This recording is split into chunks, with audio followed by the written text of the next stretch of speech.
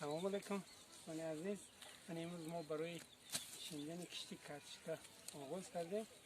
این کرچشکای ما در زمین لالنی است و به یگان داروی سنتر یعنی پور محصولات طبیعی از جهت اکولوژی تازه.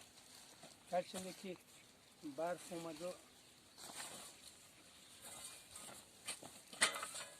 هرچند که برف بارید بسیار کرچشکا ضرر رساند، این به هر حال حاصل ما خوب است.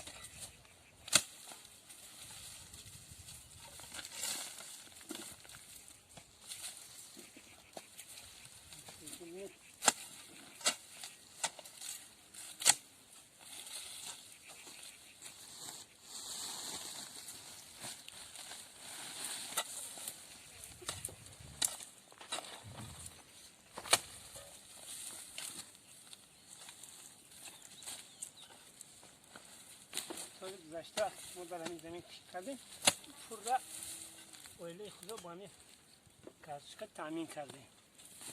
من شکر که این سال حاصل ما خوب است.